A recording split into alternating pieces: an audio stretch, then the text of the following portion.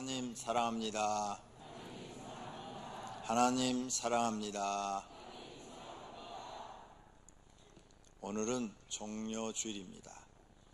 예수님이 십자가를 지시기 위해서 예루살렘에 입성하실 때 이스라엘 사람들이 종려나무 가지를 들고 흔들면서 호산나 호산나 하였습니다. 그래서 종려주일이라고 합니다. 오늘 본문에 기록되어 있죠. 무리의 대다수는 그들의 겉옷을 길에 펴고 자기 겉옷을 펴서 길에다 깔았어요. 그러면 예수님이 탄 나귀가 그걸 밟고 지나갑니다. 옷만 깐 것이 아니라 그 종려나무 가지도 밑에다 깔았어요. 이것은 이스라엘 사람들이 왕이 지나갈 때 왕 앞에 하는 행위입니다. 그래서 왕이 지나갈 때 자기 옷, 존경하는 왕이면은 옷도 이렇게 벗어서 흙을 덮어주고 종려나무 가지도 덮어주고 이런 행위를 했는데 지금 예수님을 왕처럼 모셔드리는 겁니다. 그리고 그들이 또 종려나무 가지를 들고 흔들면서 호산나 호산나 호산나 이렇게 찬송을 불렀다는 것입니다. 이 종려나무를 대추 야자나무라 이렇게 말합니다. 야자나무인데 성도님들이 알고 있는 야자나무는 이렇게 높은 곳에 둥그렇게 큰 게 하나가 달렸죠. 그래서 그걸 탁 하면 투명 물이 있어가지고 빨대로 탁 이렇게 외국에 나가시면서 이렇게 빨아 드셨죠. 요즘은 이런데 이마트 같은 데 가도 그런 큰 야자가 있더라고요. 그런데 여기는 대추 야자나무예요. 이렇게 생겼어요.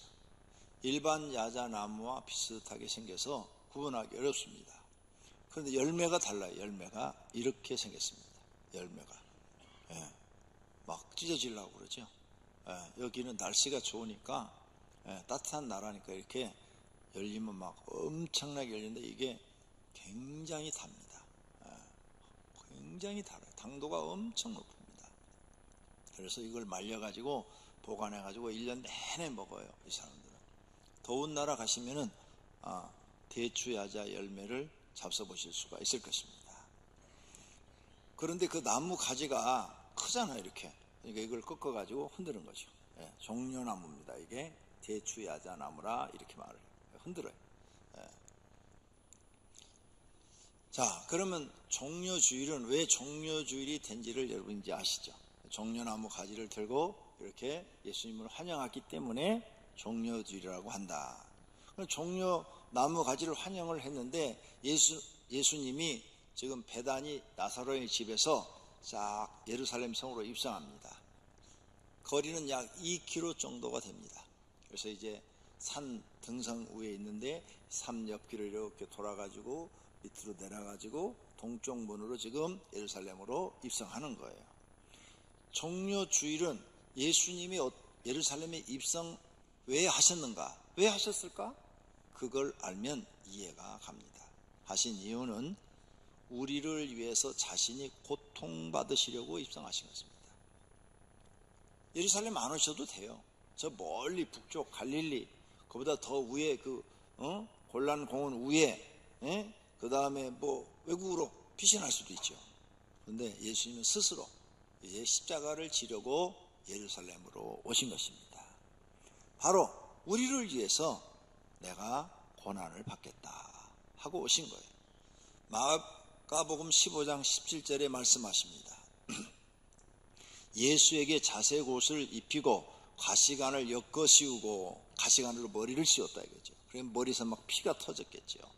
그 다음에 거짓으로 경례를 하고 유대인의 왕이여 평안할지어다. 아니 머리에다 가시관 씌워놓고 경례하고 뭐 유대인의 왕이여 평안할지어다. 장난하는 거예요. 머리에다 지금 가시관 확 눌려고 지금 가시가 찌르니까 아프고 고통이 오고 피가 흐르고 있는데 그러니까 예수님을 모욕하는 거죠. 모욕. 유대인의 왕이여 평안할지어다 하고 갈대로 예수님의 머리를 치고 얼굴에다 침을 뱉고 그리고 또 꿇어 엎드려 절하는 척하고 왕한테 하듯이 완전히 희롱하는 거죠. 희롱을 다한 후에 그 자색옷 왕들이 입는 붉은 옷을 벗기고 예수님의 흰 옷을 입히고 십자가에 못 박으려고 끌고 나갔다 그랬어요. 예수님이 이렇게 고난받을 줄 알았어요. 근데 왜 오셨어요? 예루살렘 성에? 우리를 위해서. 본인이 다 알고 있어요. 알면서도 들어온 거예요. 우리는 고난받을 일 있으면 피하잖아요. 근데 예수님은 스스로 오신 거예요. 우리가 받아야 할 멸시를 예수님이 대신 받으시고 입성하신 거예요. 우리가 죄값을 치러야 되는데 예수님이 치러주려고 입성하신 거예요. 이렇게 하신 예수님 앞에 우리는 할 말이 없어요. 어떻게 해야 될지를 모르는 거죠. 예수님은 나를 위해서 저렇게 하시려고 예루살렘 성에 입성하셨는데 나는 어떻게 해야 되는 거야 도대체. 예수님한테 뭘 어떻게 해야 되는 거야. 할 말이 없습니다. 또 예수님이 예루살렘에 입성하신 것은 죄값을 대속하려고 입성하신 것입니다. 예수님이 직접 말씀하셨죠. 인자가 온 것은 섬김을 받으려 함이 아니라 도리어 섬기려 하고 자기 목숨을 많은 사람의 대속물로 주려 함이니라. 할렐루야. 네. 우리를 위해서 자기 목숨을 대속물로 주려고 예루살렘 성에 오신 것입니다. 이렇게 예수님 죄값을 치르러 온 게 아니라 나와 성도님들의 죄값을 치르려고 이렇게 오셨다는 거예요. 예수님은 자기 뜻을 내려놓고 하나님의 뜻을 이루기 위해서 고난의 길을 가신 것입니다.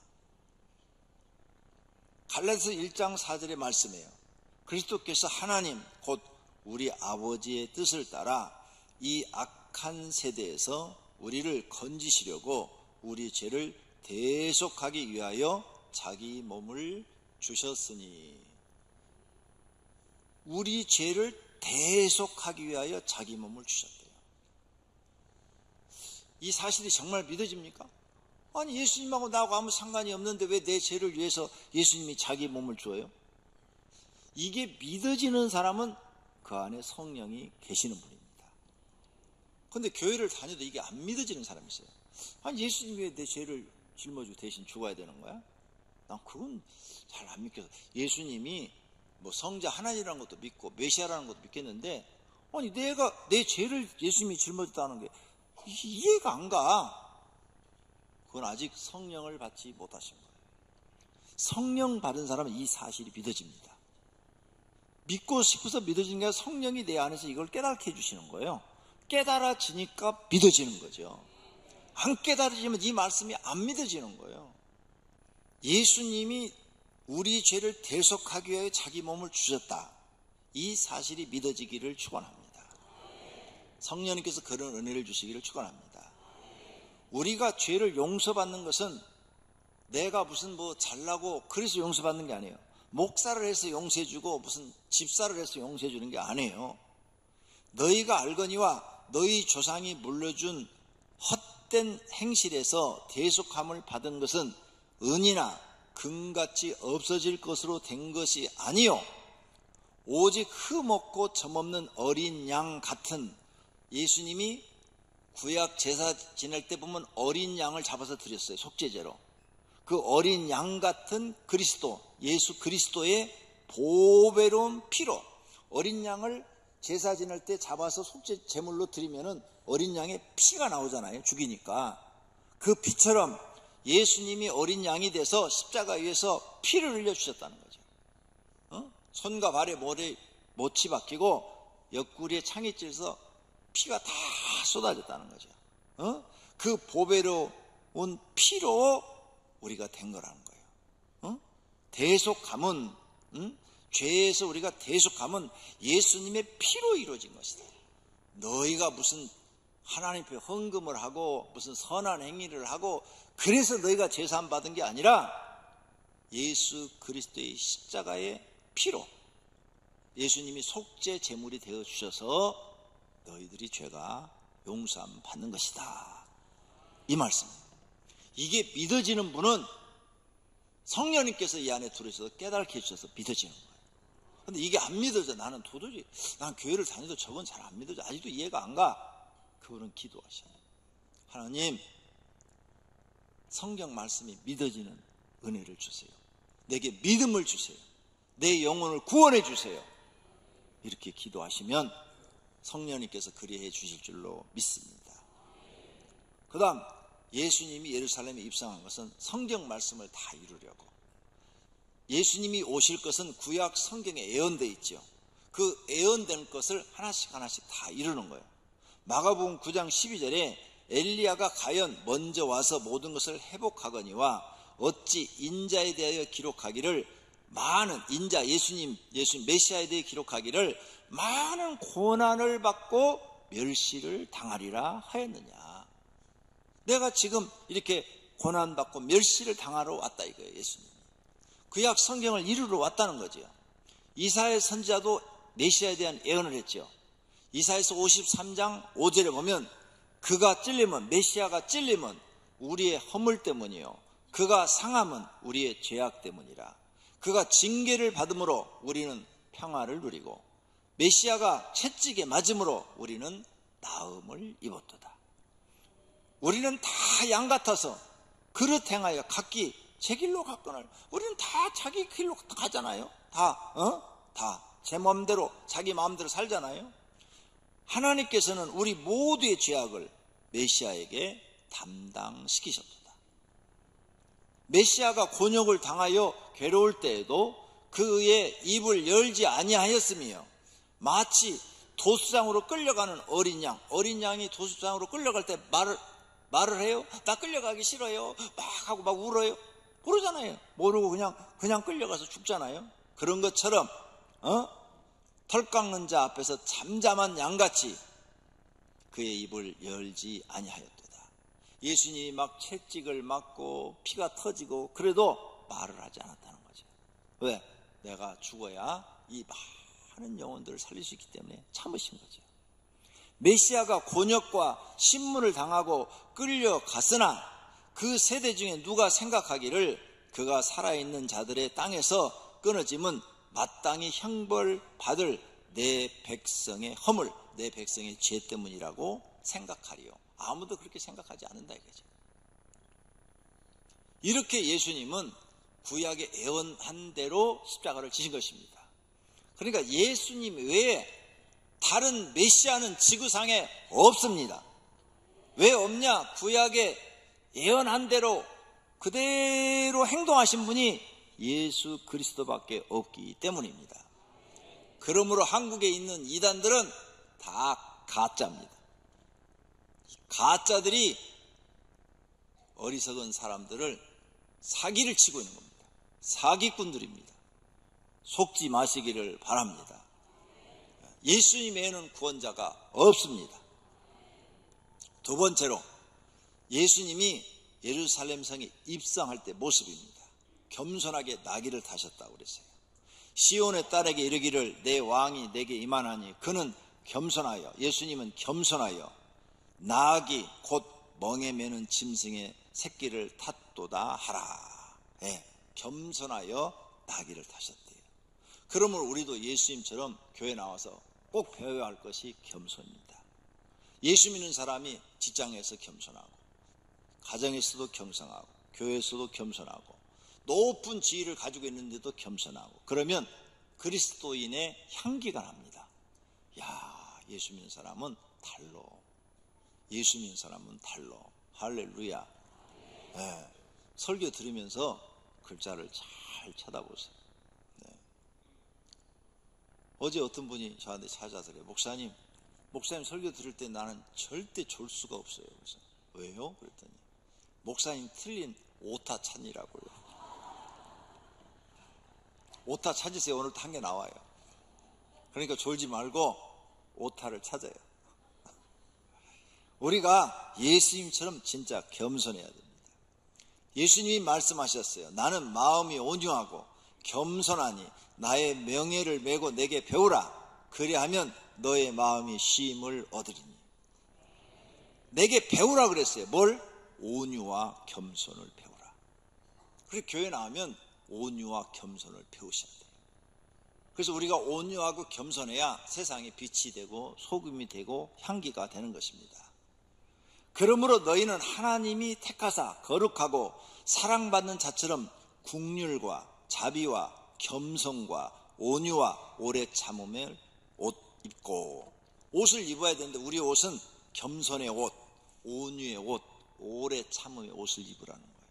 그래서 예수 믿는 사람은 어디를 가든지 겸손해야 되고 온유해야 되고 오래 참을 줄 알아야 됩니다. 이 옷을 입으라는 거예요. 할렐루야. 이 옷을 입으시면 향기가 납니다. 향기가 나는 분들이 되기를 바랍니다.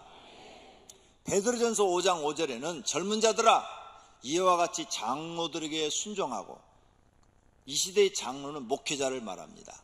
목회자들에게 순종하고 다 서로 겸손으로 허리를 동이라. 겸손.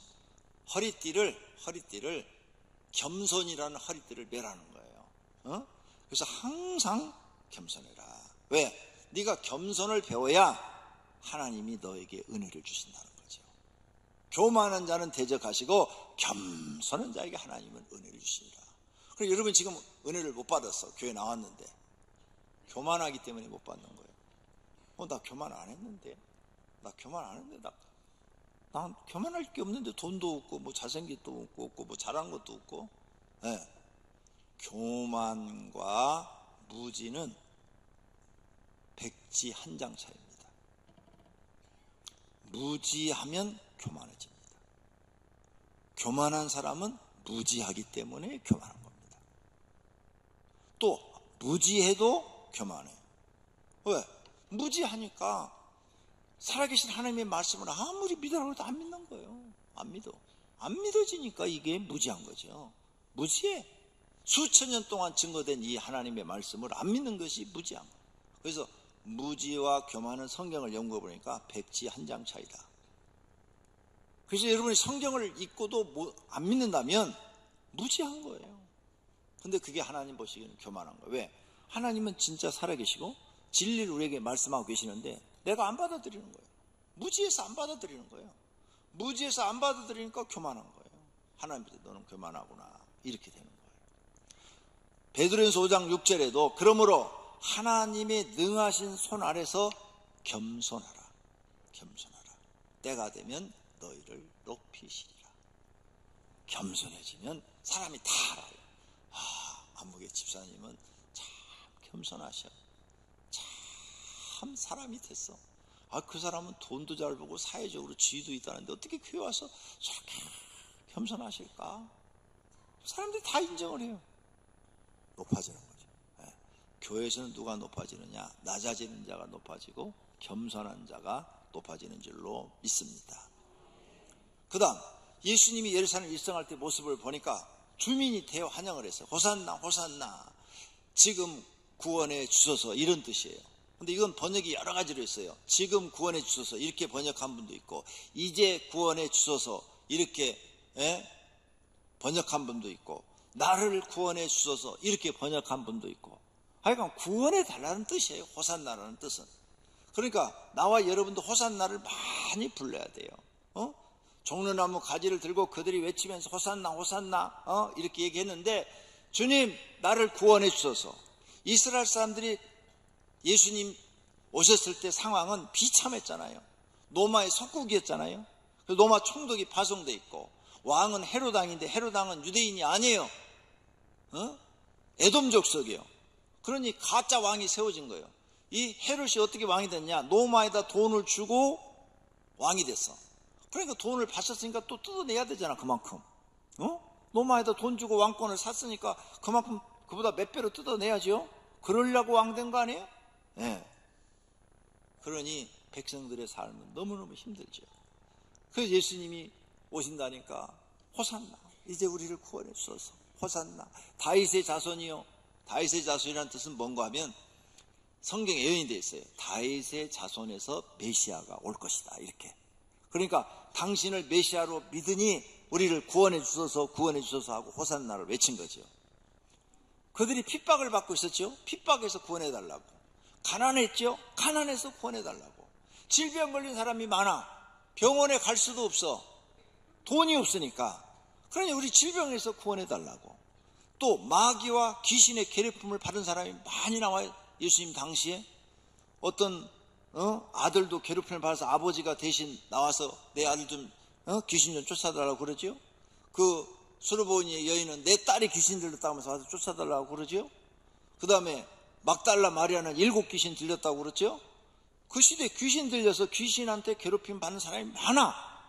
그러니 구원해 달라는 거예요. 메시아여 구원해 주소서. 그 다음 죄로 인하여 고통 중에 사는 사람들이 너무 많아요. 나는 이렇게 하나님 앞에 죄를 많이 져서 지옥 가겠지, 영벌 받겠지, 나는 영원히 고통 속에 살겠지, 이 죄로 인해서 막 괴로워하는 사람들이 많아요. 그래서 구원해 달라는 거예요.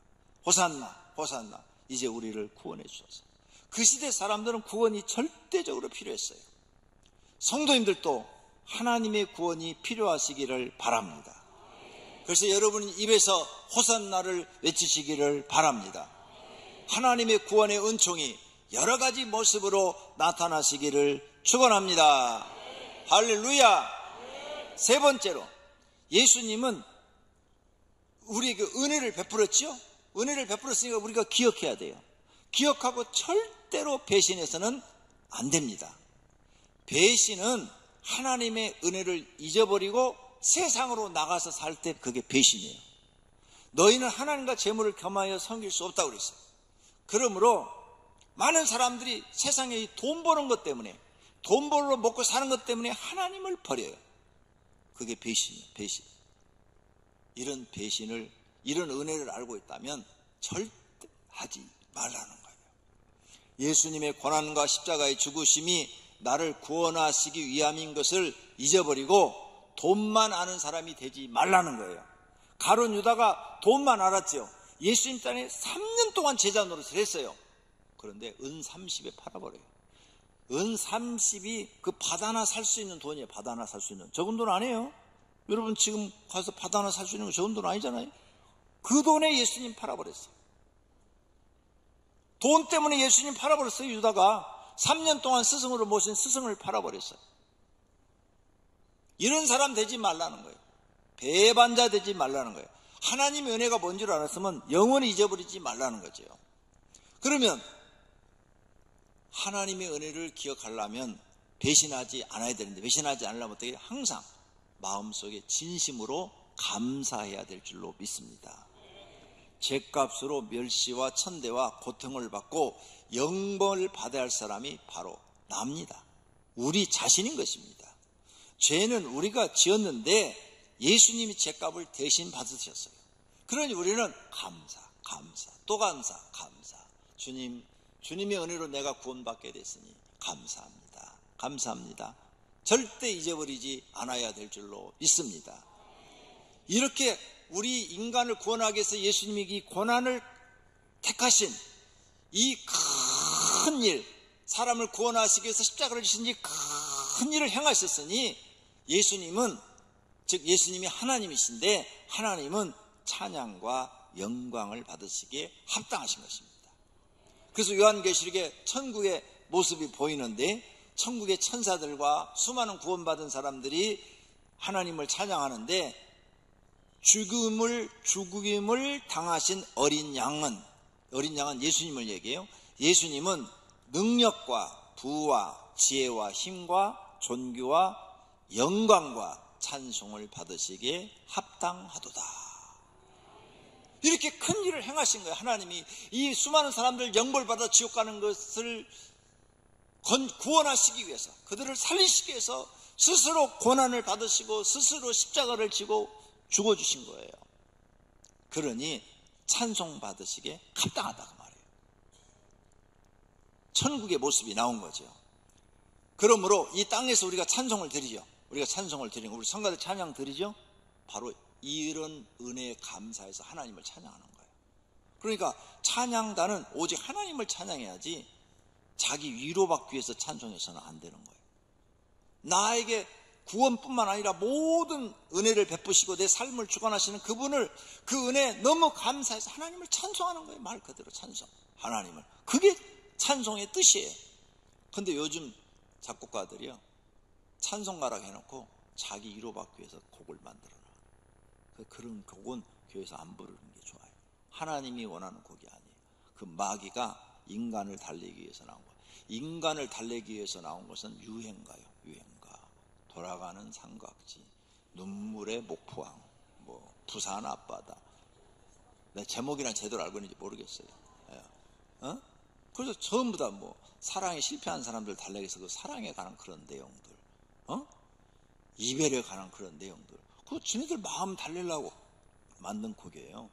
교회는 하나님의 은혜를 감사하고 찬양하는 거예요. 찬양하는 거예요. 그래서 하나님을 찬양하는 거예요. 근데 요즘 작가들이 교회 안에 들어와서 자꾸 자기를 위로하는 곡을 만들어서 퍼뜨리는 거예요. 그래서 내가 우리 교회에서는 그거 못 부르게 하는 거예요. 그래서 우리 교회 이렇게 찬양단들이 찬양하죠. 내가 싹 감사를 하잖아요. 그거 부르지만 내 허락 없이 부르면 죽을 줄 알아. 왜? 이게 다 인간을 향해서 자기들 위로받기 위해서 부르는 거야. 찬송의 뜻도 몰라. 찬송은 하나님을 찬양하는 거야. 하나님. 그런데 이재록이라는 이단은 성가대가 이재록을 찬양합니다. 그렇게 불렀대. 곡을 그렇게 써가지고. 최근에도 그랬대. 나 옛날에 그거 부르는 것을 내가 인터넷 들어가서 봤어. 미쳤어. 그러니까 이단이 되는 거예요. 이단은 다 자기가 받아먹어, 영광을. 진짜 하나님의 종은 자기는 영광 안 받고 하나님께 다 돌리는 거예요. 할렐루야. 그것만 봐도 이단인지 아닌지 금방 알아요. 이단은 모든 영광을 자기가 받아먹으려고 그러고, 진짜 하나님의 종은 사도 바울처럼 자기를 낮추고 다 하나님께 돌리는 거예요. 오백개 모든 성도님들은 하나님께 돌리시기를 바랍니다. 할렐루야. 우리 교회 만민중앙께서 오신 분들이 많다는 얘기를 들었어요. 이재록이가 구속돼서 15년형을 받으니까 우리가 잘못 신앙생활 했구나, 오셨다고 그래요. 환영합니다. 여러분 잘 오셨어요. 여기는 진짜를 가르칩니다. 성경을 진짜를 가르쳐요. 잘 오셨어요. 이제 여기서 성경을 제대로 배우셔서 신앙생활 하면 구원받고 하나님 나라 가는데 확실하게 될 줄로 믿습니다. 정말 그래서 교회 선정 잘해야 돼요. 신천지 가는 사람들, 지금 하나님의 교회 가는 사람들 다 진짜 불쌍한 사람들, 그 사람들한테 공부를 하면 우리가 불쌍하다고 그래요. 그리고 우리가 이단이라고 그래. 정말 세상 말세는 말세예요. 그런데 이단들은 특징이 그 교주가 죽고 나면, 그 지도자가 죽고 나면 다 끝이에요. 그러니까 조금만 기다려요. 이만희 씨 90세 다 됐으니까 살아봐야 지가 몇 년 더 살겠어? 거기 죽이면 끝이요. 통일교도 문선명이 죽이니까 지금 시지부지해지죠. 전도관 박태선이 죽이니까 지금 없어져 버렸죠.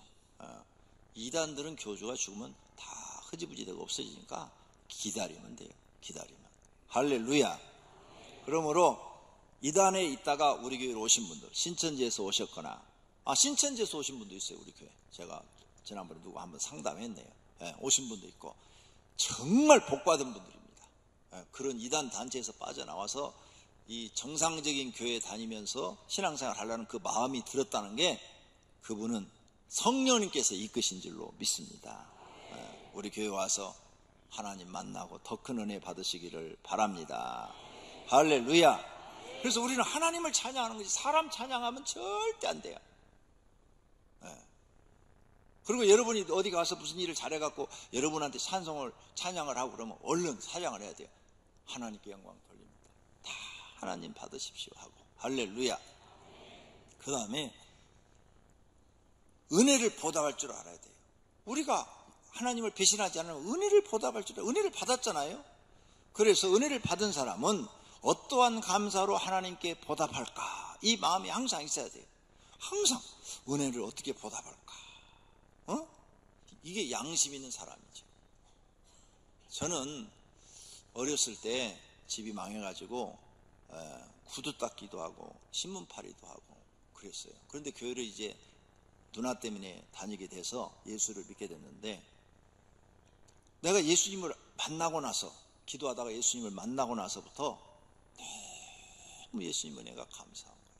그래서 그때부터는 예수님 만나고 구원받은 게 너무 감사한 거야. 나같이 부식하고 가난하고 쓸모없고 뭐 일도 할 줄도 몰라요. 못 하나 박을 줄도 모르고 어디다 갖다 놔도 쓰레기 같은 존재. 그런 나를 하나님이 이 교회로 불러줘가지고 나를 쓰는 게 너무 감사해서 한 번도 그 은혜 감사해서 그 은혜를 내가 어떻게 갚을까 해서 목사님이 시키는 일에 아니요 소리를 해본 적이 없습니다. 뭘 시켜도 다 했어요. 그래도 목사님이 그 교회가 재래식 화장실이었는데 똥풀하고는 안 하더라고. 근데 그 똥풀하는 것만 빼고 다 시켰어 나한테. 다 했어요. 시키는 대로 다 했어요. 그리고 이제 신학교 가가지고도 내가 주님의 은혜를 무엇으로 보답할까 하고 예수님 만난 이후로 지금까지 수십 년 동안 단 한 번도 신앙이 뒤로 후퇴해본 적이 없고요. 교회 일을 맡겨준 것을 안 한다고 팽개친 적이 없어요. 단 한 번도 없어요. 왜? 만약 주님이 나를 부르지 않았으면 내가 어떻게 지금 이 자리에 있겠어요? 감사해서. 그래서 지금도 제가 그 은혜를 잊지 않고 감사해서 이렇게 열심히 하는 거예요. 새벽 기도도 내가 열심히 나와서 설교하고, 또 교회 일도 게으르게 하지 않아요. 9시 되면 출근하고, 퇴근은 거의 6시 반, 7시 돼야 퇴근하고, 매일 그렇게 사는 거예요. 큰 교회 목사님들 출근 안 합니다.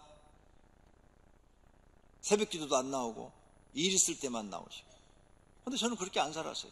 공무원도 9시에 출근했다 5시 퇴근하는데 내가 공무원보다는 일을 더 해야지.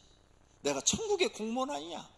감독자는 하나님이시고 개척교회 술집 골목에서부터 나는 9시에 바로 옆이 방이고 바로 옆이 교회인데 한 평짜리 서재를 만들어 놓고 9시에 거기 가서 오전 내내 성경 연구한 거예요. 9시에 출근했어요. 퇴근 시간 없어. 어떤 땐 6시, 어떤 땐 7시, 어떤 땐 9시, 어떤 땐 10시 이러니까. 근데 출근은 9시 꼭 했어요. 지금까지. 왜? 하나님의 은혜를 내가 갚을 길이 없어요. 내가 하나님 안 믿어서 어떻게 됐을까? 깡패돼 있을 거예요. 깡패. 그런데 하나님 믿었기 때문에 내가 지금 목사가 돼 있는 거예요. 여러분들도 내가 보면 그래요. 내가 여기 딱 보니까 총장 할 만한, 대학교 총장 할 만한 분은 하나도 없어. 장관 할 만한 분도 하나도 없고, 나라. 국회의원 하실 분도 하나도 없네요, 여기 보니까. 예수 믿기 전에도 교회 안 나왔어도 여러분이 뭐 크게 될 인물이 없어요. 나처럼. 근데 교회 나왔는데, 교회 나왔더니 집사직 분도 주고, 선생님이라도 불러주고, 존중해주고, 인격적으로 대해주고, 하나님이 나한테 일도 시켜주고, 이러네. 예수 안 믿어도 여러분 뭐 여기서 크게 될 사람인데 교회에 나와서 나는 별 볼 일 없는 사람 됐다. 이런 사람은 하나도 없어요. 그런데 예수 안 믿어도 나는 별 볼 일 없는 사람이야. 그런데 교회에 나왔더니 하나님이 더 많은 은혜를 주어서 인생을 보람되게 살게 하시네. 가치 있게 살게 하시네. 예수 안 믿는 사람들은 이혼율이 45%예요. 그런데 우리 교인들은 이혼율이 0.001%야. 거의 없어, 거의. 에? 그러니까 한번 생각해봐요. 여기 남자 집사, 여자 집사들 많이 있는데 여자 집사들이 생각할 때 내가 하나님 안 믿었으면 너하고 벌써 이혼했다 이런 사람 많어. 내가 하나님 믿었으니까 너하고 살아주지. 이런 사람 저기 수두룩해. 그러니까 여기 남자분들 부인이 교회 다닌 것을 감사해야 돼. 근데 그렇게만 하느냐? 아니요. 여자분들도 감사해야 돼. 남자들이 또 그런 사람 많아. 내가 교회 다니니까 너하고 살지. 교회 안 다녔으면 너 말고 여자 셌어. 이런 남자도 여기 많이 앉아있어. 그러니까 우리가 이렇게 교회 다니면서 하나님 우리 가정을 지켜주신 거야. 그리고 우리 자녀들을 신앙으로 양육시켜주시고 이게 다 하나님의 은혜예요. 그러니까 감사하시라. 은혜를 보답할 줄 알아야 돼. 하나님 앞에 그 은혜를 보답할 줄 아는 사람이 양심 있는 사람인 것입니다. 나는 하나님이 주신 은혜를 보답하기 위해서 열심히 지금도 사역하고 있어요. 여러분들도 앞으로 열심히 하나님의 은혜를 보답하는 마음으로 하나님 뜻을 이루어 드리시기를 바랍니다. 사도 바울 그런 하나님의 은혜를 받았어요. 그래서 은혜를 받아가지고 은혜를 잊지 않고 이런 말을 합니다. 주 예수의 은혜로 구원받은 줄을 믿노라. 내가 달려갈 길과 주 예수께 받은 사명, 곧 하나님의 은혜의 복음을 증거하는 일을 마치라 하면은 나의 생명조차 조금도 귀한 것으로 여기지 아니하노라. 그리고 사도 바울은 목숨 딱 걸고 순교했잖아요. 생명도 바쳤어요. 왜? 은혜를 갚기 위해서. 이게 신앙이에요. 이게 신앙. 우리가 구원받는 것은 내가 잘나서 한 게 아니라니까요. 하나님의 은혜로 값없이 의롭다함을 얻게 된 거라니까요. 그러므로 이런 은혜를 아는 사람은 깨달은 날로부터, 너희 중에서 하나님의 은혜를 깨달은 날로부터 열매 맺어 자라는 성도가 돼야 되는 거예요. 그런데 열매가 없어. 신앙의 열매, 아름다운 열매가 없어요. 하나님 잘못 믿는 거예요. 은혜를 보답할 줄 모르는 거예요. 세 번째로, 하나님을 은혜를 배신하지 않으려면 하나님 말씀대로 살라고 해야 돼요. 자기 뜻 버리고 하나님 말씀대로 살라고 해야 돼요. 예수님이 말씀하셨어요. 아무든지 나를 따라오려거든 자기를 부인하고 날마다 제 십자가 사명, 자기에게 주어진 사명을 지고 나를 따르라 그랬어요. 날마다 자기에게 주어진 사명, 날마다. 내가 여러분에게 두 가지 사명 가르쳐드렸어요. 첫째 사명은 하나님 앞에 일을 하는 사명, 두 번째는 가정의 사명. 이 두 가지를 감당해야 돼요. 네. 그래서 하나님의 직분에 대한 사명 감당할 줄 알고, 가정에서 주어진 사명, 남편은 남편의 사명, 아내는 아내의 사명, 부모는 부모의 사명, 자식은 자식의 사명을 감당하라고 해요. 그걸 네가 나를 따라오려거든 십자가 지고 네 사명 짊어지고 나를 따르라. 그러니까 예수님은 자기 사명 짊어지고 그게 고난의 길이라도 쫓아오는 사람, 그 사람을 좋아하셔요. 나 힘들어요, 다 팽개쳐버리고 난 자유롭게 살래요 하고 저 외딴 섬에 가서 혼자 사는 사람 하나님 별로 안 좋아해요. 노숙자 별로 안 좋아해요. 왜? 자기 사명을 다 짊어져 버렸어. 다 버려버렸어. 사명 버린 사람 안 좋아해요. 근데 이 사명을 감당하려면 어떻게 되는 줄 알아요? 내가 살아있으면 못해. 성질나서 죽어야 돼. 죽어. 그래서 나를 부인해야 돼. 그래, 내 가정을 위해서 내가 죽자, 내가 교회를 위해서 죽자. 죽어야만 사명을 감당할 수 있는 거예요. 그래서 자기를 부인하고 날마다 제 십자가를 질 주세요. 오늘도 하기 싫지만 내 주어진 사명 내가 감당해야지. 이렇게 살다가 하나님 불러서 딱 가면 하나님이 잘했다, 내 딸아, 내 아들아 하고 칭찬해주고 상급 주시는 줄로 믿습니다. 할렐루야. 이게 우리 인생의 길이에요. 길. 예수님이 정확하게 가르쳐 주신 줄로 믿습니다. 누구든지 자기 사명을 지고 나를 따르지 않는 자도 능히 내 제자가 되지 못하리라. 그리고 예수님 제자가 못 돼요. 사명 짊어 다 벗어 던져버린 사람들은 예수님이 인정을 안 해요. 힘들어도 짊어지고 가야 되는 거예요. 죽어도 짊어지고 가야 되는 거예요. 할렐루야. 이렇게 사는 사람이 신앙의 열매, 말씀의 열매를 맺는 줄로 믿습니다. 그 다음, 원망 불평하지 말고 순종해야 돼요. 이스라엘 사람들이 광야에서 왜 죽었어요? 원망 불평하다 다 죽었잖아요. 가나안 땅 못 들어갔잖아요. 민수기 14장 20절에 나를 원망하는 이 악한 회중에게 내가 어느 때까지 참으랴. 이스라엘 자손이 나를 향하여 원망하는 바 그 원망하는 말을 내가 들었노라. 그러니까 원망하지 말아요. 지금 여러분 주어진 환경이 굉장히 불만스럽죠? 원망하지 말아요. 하지 말래잖아. 하나님이 원망하지 말고 그 힘든 환경에서 하나님 앞에 원망하는 대신에 기도하라는 거예요. 기도. 그럼 하나님이 도와주시겠다는 거예요. 그리고 불행한 환경 속에서 하나님께 기도하는 사람은 믿음이 있는 사람이고, 그 다음에 기도는 안 하고 원망만 해. 내가 이렇게 못 사는 것은 저는 뭐 남편 때문이야, 저는 뭐 아내 때문이야, 내 부모 때문이야, 뭐 형제 때문이야. 이런 사람은 믿음이 없는 사람이라는 거죠. 그러니까 원망하지 말라. 하나님이 들었다. 절대 예수 믿는 사람은 원망하지 말고, 원망할 그 일이 있으면 주님 앞에 나가서 밤새 좋으신 하나님 찬송가라도 불러요. 좋으신 하나님 찬송 부르면 하나님이 좋은 하나님이 나타나는 간증을 여러 번 해드렸으니까 밤새 그거라도 불러요. 좋으신 하나님이라도. 그럼 하나님이 도와주시니까. 할렐루야. 그 다음에 은혜 배신하지 않으면 하나님께 충성해야 돼. 맡은 자들의 구할 것은 충성이라. 이렇게 말씀하셨고, 예수님이 달란트 비유에 말씀하셨어요.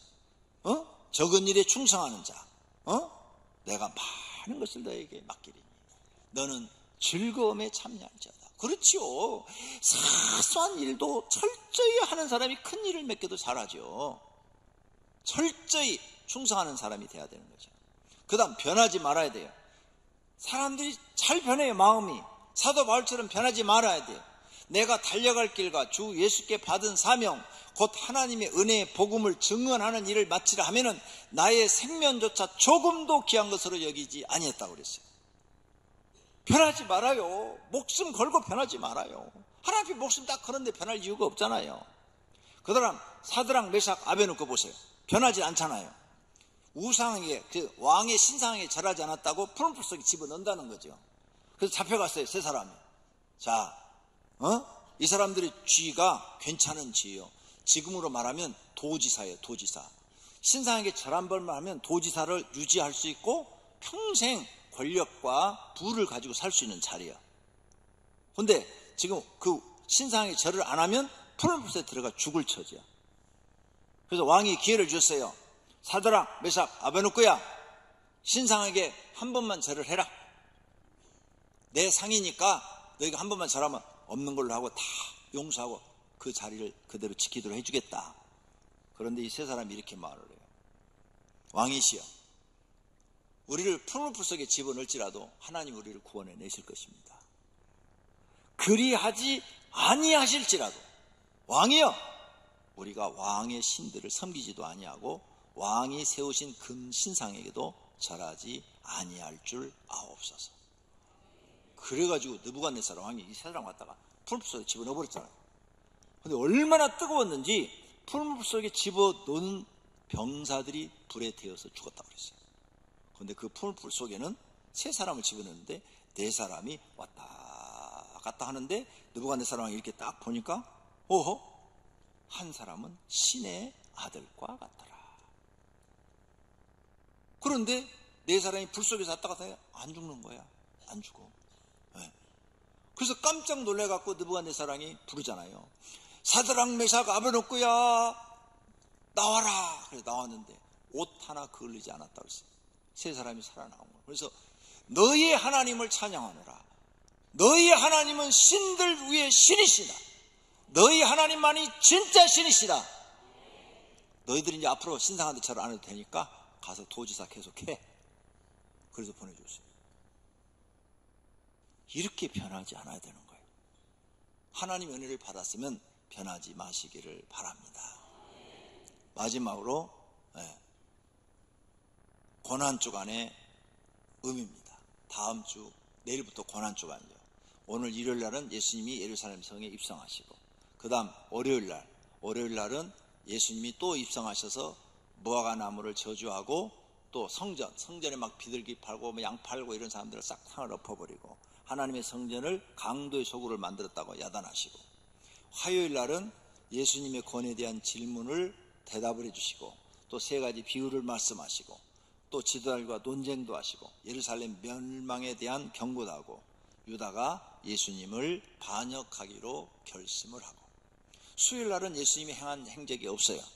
그래서 바리새인들이 예수님을 죽이기로 공모하는 모습이 나오고, 목요일날은 유월절 전 이제 식사를 하는 거죠. 식사, 최후의 만찬, 또 많은 설교를 하셔요. 이제 내일 예수님이 죽을 거니까 많은 유언을 하시는 거죠. 설교를 엄청나게 많이 하셔요. 그게 성경에 다 기록되어 있어요. 그 다음에 금요일날 새벽에 캄캄할 때 잡힙니다.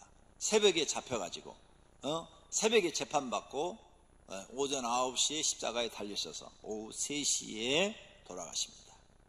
토요일날은 예수님 무덤에 계시니까 기록이 없지요. 그래서 무덤을 지키는 노마 병정들의 모습이 나오고, 일요일날 새벽에 부활하신 줄로 믿습니다. 내일부터 고난주간인데 성도님들 예수님의 고난에 참여하시기를 바랍니다. 그래서 어떤 사람들은 고난주간에 아침 금식하는 사람도 있고, 어떤 사람들은 3일을 금식하는 사람도 있고, 또 어떤 사람들은 금요일 하루만 금식하는 사람도 있고, 나는 금식은 죽어도 못해. 대신 고난주간이라도 내가 새벽 기도해야지 해갖고 고난주간 새벽기도 나오시는 분들도 계시고, 또 이렇게 다양하게 하나님 앞에 고난에 동참하려고 하는 분들이 많습니다. 여러분도 고난에 동참하시기를 바랍니다. 그리고 고난주간에는 오락을 하지 않습니다. 오락, 즐거운 일, 여행을 간다든지 막 이렇게 즐거운 일을 행하지 않습니다. 상식으로 하시고 고난주간 한 주간은 예수님의 고난에 동참하는 마음으로 보내주시기를 바랍니다. 결론으로 우리는 예수님의 은혜를 기억하고 살아야 됩니다. 절대로 잊어버리시면 안 됩니다. 그리고 그 은혜를 보답하려는 마음으로 살아야 됩니다. 마음으로 보답하고 몸을 들여서 보답하고 물질을 들여서 보답해야 합니다. 이렇게 사는 것이 하나님의 은혜로 구원받은 사람들이 할 일입니다. 모두가 종려 주일에 다시 한번 예수님의 은혜를 감사하시기를 축원합니다. 두 눈을 감으세요. 그리고 결심의 기도. 예수님이 나를 위해서 고난을 받으신 것을 내가 영원히 잊지 않고 기억하고 그 은혜에 감사하며 살겠습니다. 결심의 기도 하시기를 바랍니다. 기도하십시다. 하나님 아버지, 감사합니다. 하나님 은혜 가운데 부름을 받아서 하나님 믿고 새 사람이 됐습니다. 하나님 믿지 않았더라면 벌써 타락한 사람, 술독에 빠진 사람, 아니면 세상에 빠져서 실패와 좌절 속에서 사는 사람이 되었을 텐데, 하나님 믿고 사람답게 살고 가정도 잘 꾸미고 살고 어렵지만 서로 기도하며 도와가며 사는 사람이 되었습니다. 하나님 은혜에 감사합니다. 우리를 여러 가지 고통 속에서 구원하시려고 예수님이 이 땅에 오셨고 우리에게 진리의 말씀을 전해주었고 또한 우리를 죄에서 구원하시려고 십자가까지 져주심을 감사합니다. 이 은혜 평생 잊지 않고 마음속에 깊이 간직하고 그 은혜 보답하는 마음으로 살게 하옵소서. 예수님의 이름으로 기도드립니다. 아멘.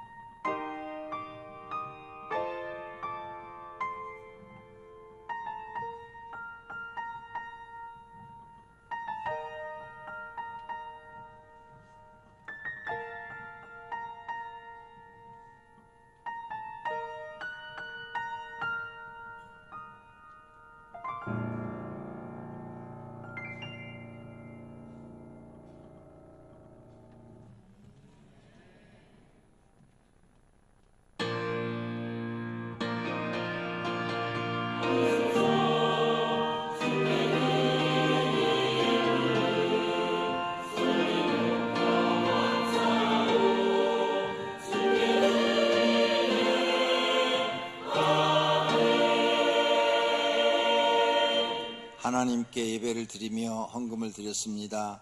여러 가지 제목으로 헌금을 드렸사오니 우리 하나님 받으시옵고 하늘의 창고에 쌓으시며 성경에 언약한 대로 복 주실 것을 믿습니다. 예수님의 이름으로 기도드립니다. 아멘.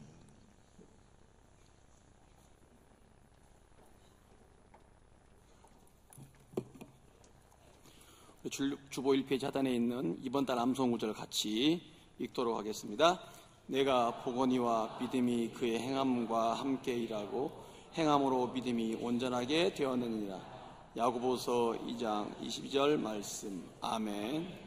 다 같이 자리에서 일어나셔서 주기도문송 드리도록 하겠습니다.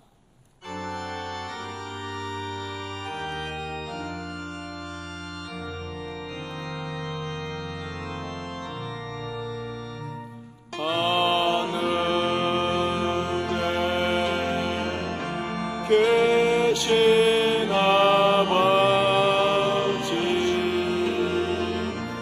이름 거룩하사 주님 나라 임하시고 뜻을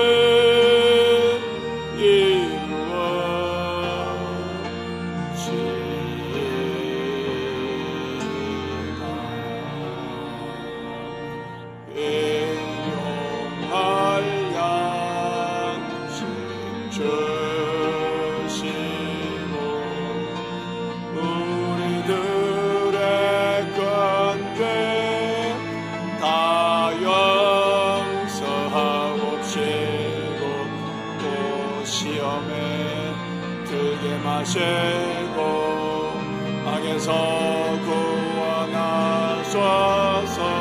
때에 주의 나라 주의 권세